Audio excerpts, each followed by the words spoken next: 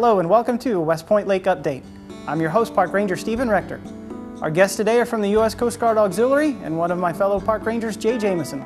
Stay tuned, more to come after the break.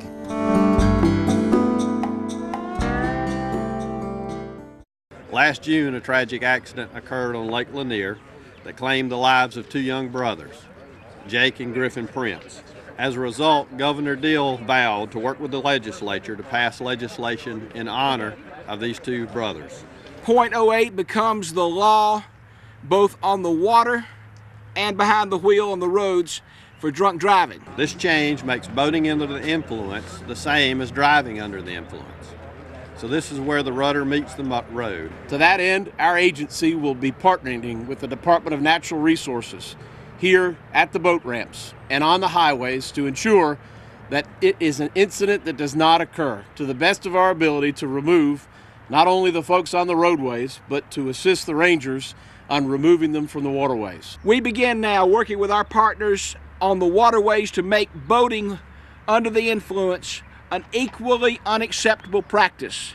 So if you're a citizen, a boater, it may become a very common sight that this blue shirt will be a welcoming committee here at the boat ramps, whether you're putting in or whether you're coming out.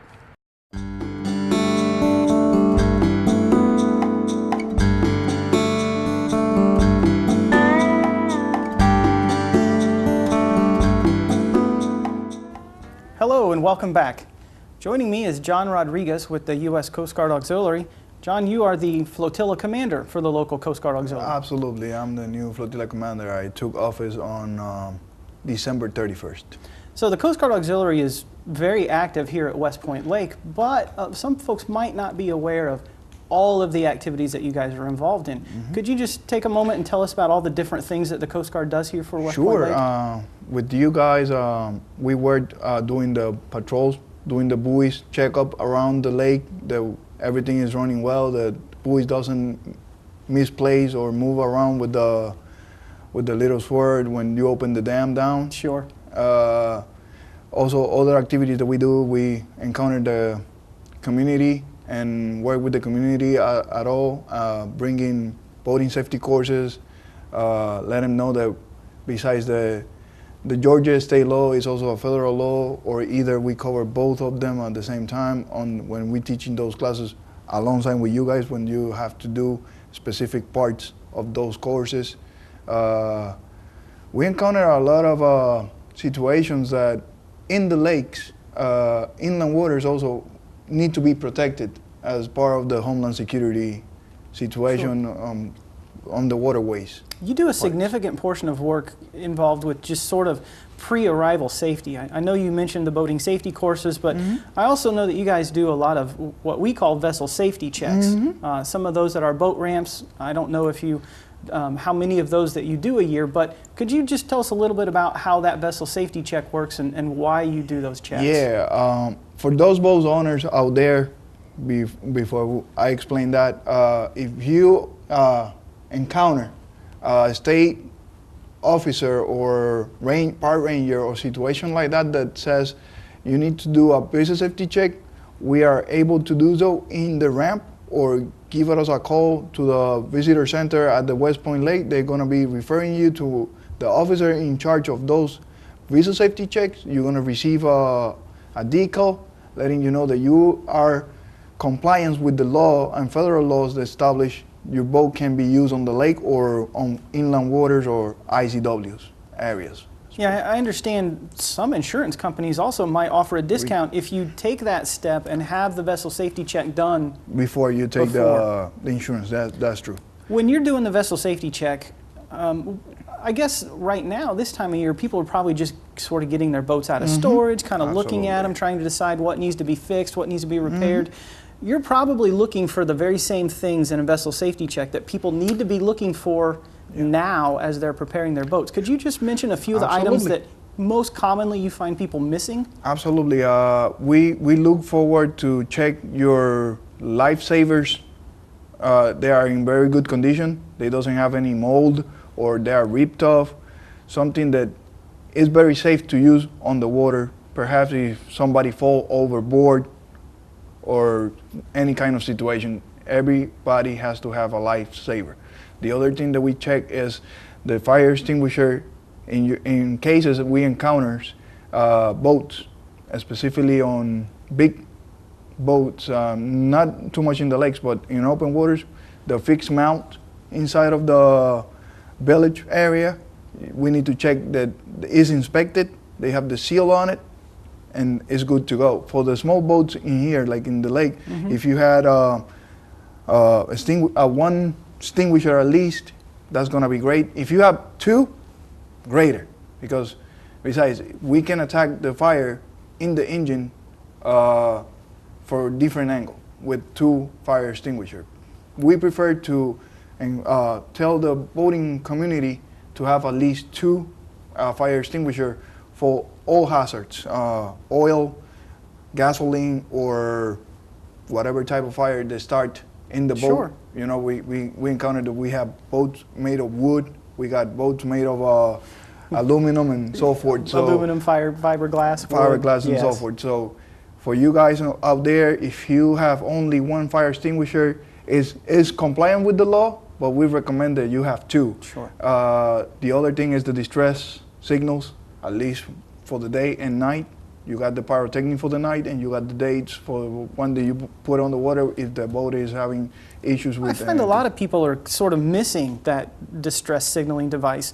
They think their horn is working, but the horn on the boat is inoperable. They don't have any kind of whistle. They don't have any kind of, or they have one of those air horns. Exactly. And all of the, I guess it's pressurized air has lost the pressure. Absolutely. And you say, hey, demonstrate it for me, and it goes, nothing happens. It doesn't sound, yeah. And it makes, I mean, it's not even just there's no sound that comes out. So. For that particular matter, we also recommend to have a whistle. A sound whistle, whatever kind of whistle that you got. Let's say the boat is taking water or sinking, and in the worst case scenario, you're gonna lose all electronics. So have, or like Mr. Rector here mentioned it, have an air horn that completely function, or have a whistle. So I think those are some great tips for our visitors who are probably just starting to get back into the mindset of, hey, now's the time to get my boat ready. Make sure your life jackets are serviceable. And you had mentioned, make sure there's no mold, make sure it's not cut, make sure the buckles work. Absolutely. You want to make sure that you have a signaling device and check the fire extinguishers. I think those are fantastic. I think those three things. And the other one that we we recommend to have is a handheld radio. In this case, if you are taking water, your radio is died on the boat, but at least you have one waterproof handheld radio. You can call the corps engineers, or if we are on the water doing a safety patrol that we do also at the lake, if we encounter a distress call, we're gonna respond that. And we're gonna try to save your life or protect your property, and also protect the environment that as a part of the recreational boating community, we need to protect the lake also. And when people run into trouble, I think sometimes there's a little hesitancy to call 911. But really, the best way to get a hold of somebody, if you don't have that radio, if you can't signal anybody, is to get your cell phone out and call 911. Absolutely. And one of the things that'll help us locate you is, and you guys do a lot of work with this, is we have numbered buoys all throughout the lake. Sure. If you're near a numbered buoy or a bridge, you can call 911 and give them that buoy number, and that'll help us locate you a lot quicker. Now, the Coast Guard does a lot of work with those buoys. You guys do all sorts of different kinds of buoy inspections. Could you tell us what the purpose of some of those buoy inspections are? Specifically, we work with you guys doing the buoys checkup for those bridges that need to be light up, that those lights are working, because as you boat community already understand, most of you love to stand long period of time on the water, and for some reason that buoy it doesn't lead, you can hit the bridge. Yeah, common mistake, it's not a big deal, but also it's damage to the bridge and damage to your own property. So we are looking forward to lead those buoys so you know where you're going, and you don't, first of all, you don't run to ground, you don't hit the bridge, and you don't damage your boat. We've got red buoys and green buoys to mark the channel, the deep water, and then the white buoys right there at the bridges. Right. And some of that stuff might get confusing for our visitors, but we work directly with you guys to teach boating safety courses that all of those, what we call aids to navigation, all the buoys, we go through what all those are and what they mean and how to identify them. Now, how can people get into one of the boating safety courses that you offer, and what time of year do you offer those? Absolutely. This time of the year, we're going to probably start at the earlier of March time. It's going to be Tuesdays or Thursday time frame. We need to schedule that up. As soon as we got that schedule up, we're going to let them know to the corps engineers to bring it up to the people on publications, or either you can visit the website. We try to post that on our website. Is www.cgox.org. As soon as we got those done, we're going to put that on the website. But either you don't have to do the website. You can call the visitor center at the West Point Lake, and they gladly write you down and give me a call or send me an email with your information. I contact you, I give you the schedule, and you can come in and take those courses. Besides, now it's required by the state of Georgia. It is. We were talking about that before earlier. I believe it was last year around July 1st, they passed a law in Georgia that anyone that was not 16 at the time the law was passed was going to be required to have completed a certified boating safety course. I understand your boating safety courses meet that new requirement. Sure. So everyone under 16 that's out there watching the show, it's kind of commonly referred to as a captain's law, but you will be required to complete a certified boating safety course before you can legally drive a boat in the state of Georgia. And also, no matter what age that you are, besides is also required, everybody on the boat, persons on a boat, on a jet ski, or any type of watercraft has to have a life saver, or what we call a PFD. Absolutely. Absolutely. Now, one of the things that I had asked you to be on the show for was to talk a little bit about how people can get involved with working with the Coast Guard Auxiliary. So you do some fantastic work, but we might have some viewers out there who might be interested in joining the organization. So how can they go about and getting in touch with someone? Absolutely. You can look for our website. Once again, is www.cgox.org, and click on the part that says join or why to join. What we do is completely volunteer, so we don't get paid, but at the same time we get a lot of benefits through the Coast Guard. We can use their facilities when we need to get trained. We can train with the active duty side or the reserve component. Other benefits that we got is the exchange. If you need to buy something on the exchange, let's say whatever it is, you got that opportunity as soon as you pass through the typical initial process that you need to go through. If you are between the ages 17 years old and you are an American citizen, you are welcome to join. Our meeting days are third Saturdays of the month at 10 o'clock in the morning at the West Point Lake Visitor Center. Let me ask you though, do people have to be a boat owner in order to join the Coast Guard Auxiliary? Before it was required. Nowadays, no. It's not required to have a boat, but it is preferable to have at least a watercraft that you can offer as a facility to the Coast Guard Auxiliary. We use our own boats on regular basis as a facility. Right now, my jet ski is not a facility because you need to go through specific requirements to put a jet ski on the water, and also a training to be a jet ski operator through the Coast Guard Auxiliary program. And so until you don't complete that, I cannot put my jet ski as a facility, but I'm willing to as soon as I get my qualifications done. Well, John, I really appreciate you being on the show. Absolutely. Once again, if people are interested in joining the Coast Guard Auxiliary, they can come the third Saturday of the month at our project management office. If you need any more information, you can always call the project management office on when our boating safety courses are. To schedule a vessel safety check if you need to, we can put you in touch with the Coast Guard Auxiliary. Absolutely. And we can also set you up to get involved with volunteering with the Coast Guard Auxiliary. So if you have any questions about any of that, please call the project management office. John, once again, I want to thank you for being on the show today. And stay tuned, we've got more coming after the break.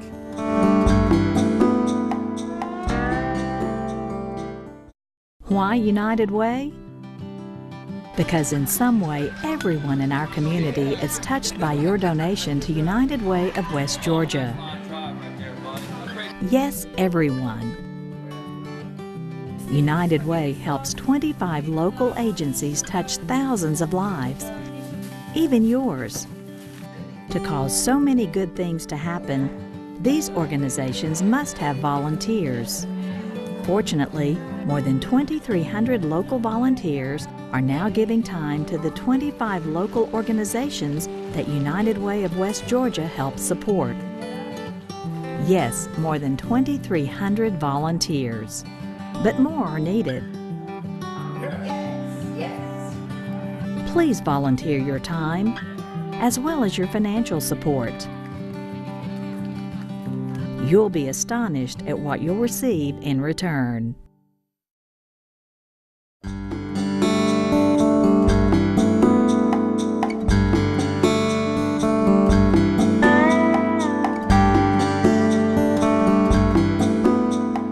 Hello and welcome back. Joining me now is Chief Park Ranger Jay Jamison.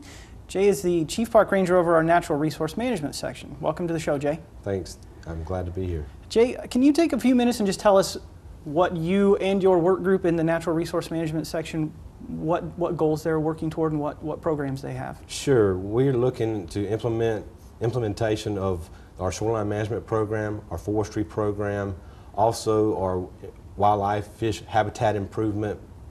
We have a great hunting program, and we also have what we call a real estate out grant, where we have 14 leasees around the lake that actually, we own the property, however they lease that back to from the Corps of Engineers.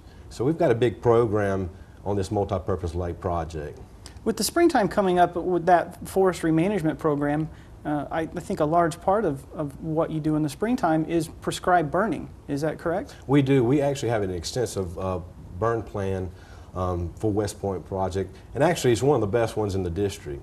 We actually have about 10,000 acres that we manage in our burn program. Prescribed burning is one of those words that terms that some people might get a little confused about what it means. Could you just explain what prescribed burning is to our viewers? Sure. It's actually a controlled application of fire to land to accomplish a certain land management goal or objective.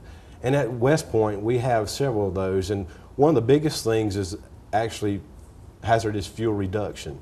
You know, there's leaf litter that happens within a forest stand, and it accumulates. And basically, once it accumulates, it could actually be hazardous because if it ignites, that fire can actually go out of control and it's hard to maintain. So what we do is basically minimize that impact on project lands, and that's one of our management goals. All right, so you're using fire then to reduce the threat of future fires in a sense. Correct, and that's man-made or natural cause fires, you know, whether it's a lightning storm.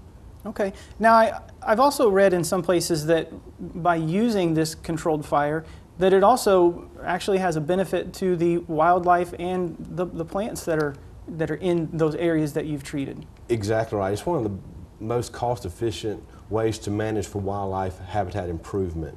You know, one of those things is, you know, there's a lot of plant communities out there that thrive on fire, and to maintain or to enhance that, so there's certain wildlife species that are required, that they require that type of vegetation, and so that enhances our program.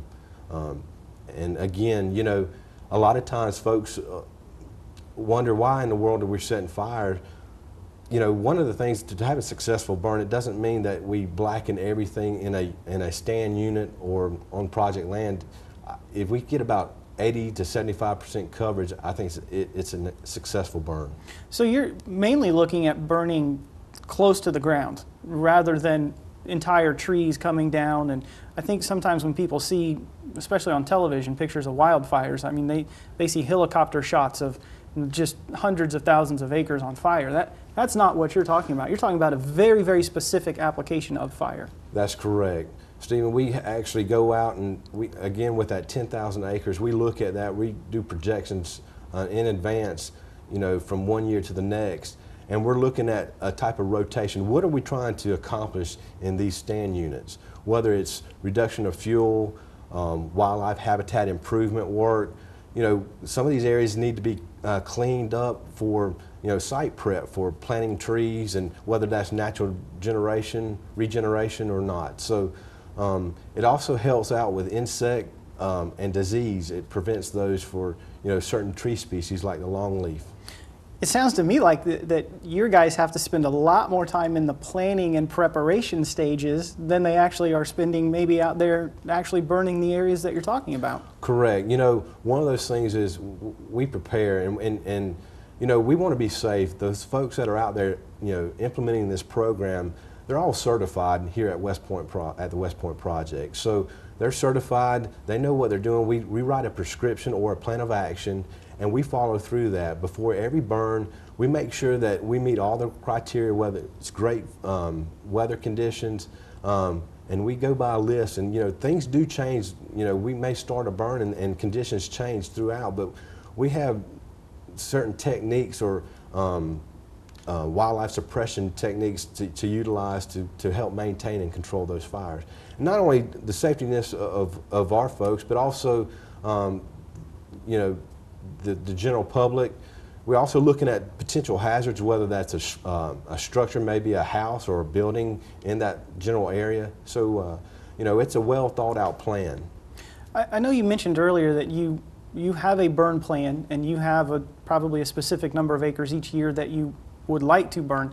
Do you typically meet those goals? If you set a goal of 8,000 or 10,000 acres, do you typically meet those goals, exceed them, or how does that work if you fall short or if you find that you've got extra time? Well, the 10,000 acres is the entire program itself. However, annually we burn around 2,000 acres. This year we actually we'll be burning 2,194 acres of land around West Point Project. Since you mentioned that number, I imagine our viewers are going to ask, well, I wonder where those areas are and when they're planning on burning those. There's a lot of work that goes in. Isn't it almost a day-to-day decision whether you can burn on that day or not based on weather conditions? Correct. You know, we don't want to go out there and the manpower and time when conditions are not conducive to what we were trying to accomplish. It's just a waste of time. So, you know, we're forecasting a few days ahead, looking at our objectives of where we need to go, you know, wind conditions, relative humidity, air temperature. I tell you what's very important, because you don't want things to dry out too quick, is there's a lot that goes in that's involved with that.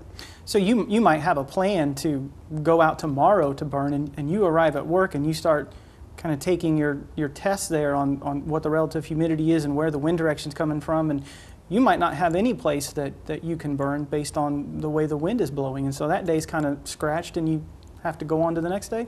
That's right. We step back and look at, well, when's there going to be another opportunity, or can we go to another unit on the project? Okay.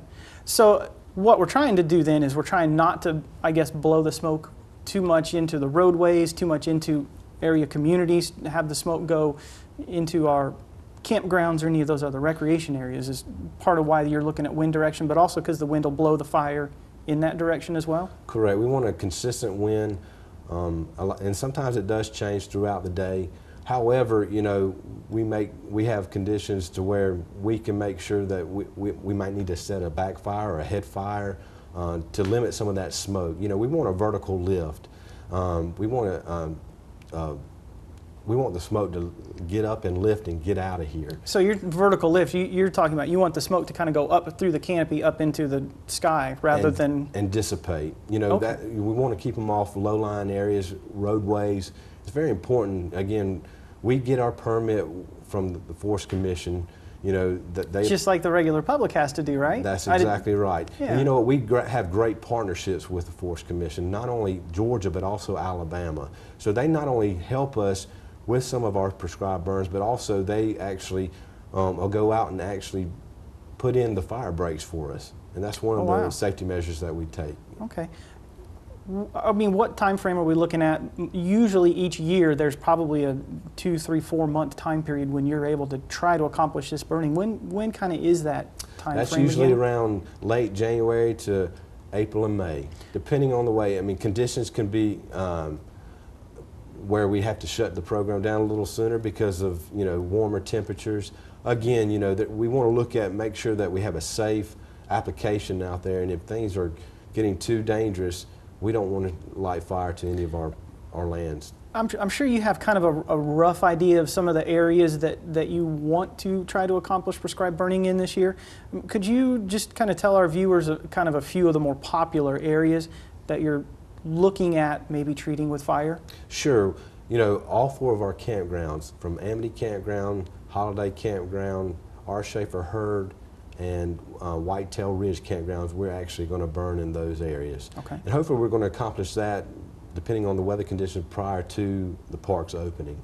We have about 5 day-use parks that we're going to burn in as well, 4 hunting units, and 2 out-grant areas around the project. For those campgrounds and day-use areas, what should the visitors look for as they're arriving into a park? And I'm sure there's some signs or things that you would post, but if they do come into an area where they suspect some prescribed burning is going on, what should they do? Well, you know, hopefully we'll have, well, not hopefully, but we'll have those signages out as far as, you know, smoke in the area for those on major highways. You'll also see, you know, rangers in wildfire outfits. Maybe they have a drip torch, you know. It's very controlled. It's a real controlled burn. It's a real controlled environment. You know, you may see some heavy equipment. That may be a bulldozer. You might see one of the Forest Commission, whether that's Alabama or Georgia, one of their units out with us. So we also want to educate the public. So you know, people may have questions, and so we'll answer those on site as well. Sure. It sounds like it's a great program that you're running here with the prescribed burning, and we do really appreciate you being on the show today, Jay. Well, I appreciate it and hope to be asked back. Well, we certainly will have you back. So we want to thank Jay Jamison for being on the show once again today. He is the Chief Park Ranger over the Natural Resource Management section. If you have questions about our prescribed burning program, you can always call the Project Management Office and ask to speak to one of the Natural Resource Rangers. And stay tuned, we've got more coming after the break. Last June, a tragic accident occurred on Lake Lanier that claimed the lives of 2 young brothers, Jake and Griffin Prince. As a result, Governor Deal vowed to work with the legislature to pass legislation in honor of these 2 brothers. .08 becomes the law both on the water and behind the wheel on the roads for drunk driving. This change makes boating under the influence the same as driving under the influence. So this is where the rudder meets the road. To that end, our agency will be partnering with the Department of Natural Resources here at the boat ramps and on the highways to ensure that it is an incident that does not occur, to the best of our ability to remove not only the folks on the roadways, but to assist the rangers on removing them from the waterways. We begin now working with our partners on the waterways to make boating under the influence an equally unacceptable practice. So if you're a citizen, a boater, it may become a very common sight that this blue shirt will be a welcoming committee here at the boat ramps, whether you're putting in or whether you're coming out.